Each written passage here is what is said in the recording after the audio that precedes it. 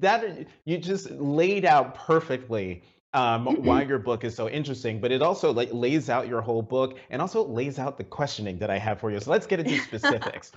So the first factor you were talking about was the polity score, and that identifies whether a country, as you said, is transitioning to or away from democracy. What is the United States' polity score? Yeah. So the polity scale goes from a -10 to a +10. The -10 are the most authoritarian countries in the world. That's where North Korea is, Saudi Arabia, Bahrain, they're -10s.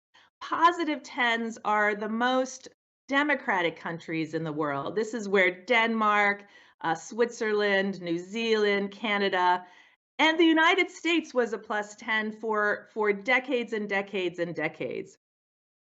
And then the nonprofit, the Center for Systemic Peace, which collects data and crafted this anocracy measure, it downgraded the United States for the first time in 2016. So it went from a +10 to a +8.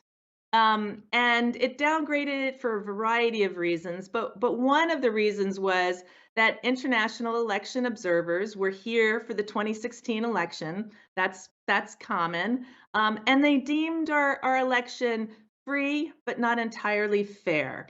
There was partisan politics involved in the elections. And even our intelligence agencies announced that Russia had attempted to meddle in those elections. So there are a variety of reasons for that.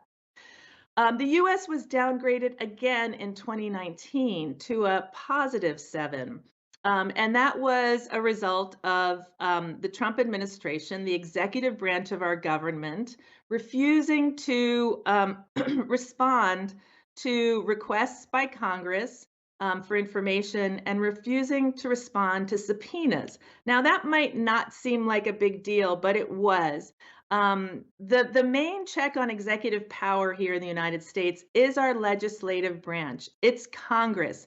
It was designed to be of equal strength as the executive branch, but our executive branch, our president here in the United States, has been becoming significantly more powerful than any other branch for the last few decades. And when you have a president refusing to respond to Congress, that is a clear sign that we do not have a balanced system of checks. And then by the end of the Trump administration, we were downgraded to a +5.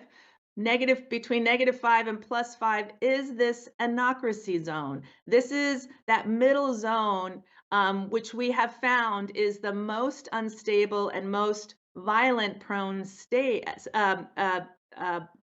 place for countries. And the US was downgraded by the end of the Trump administration because you had a sitting president who questioned the results of the election and attempted to overturn those results, and attempting to prevent the peaceful transfer of power. And Now you we write have it. since been upgraded, which we could talk Oh, about, but yeah.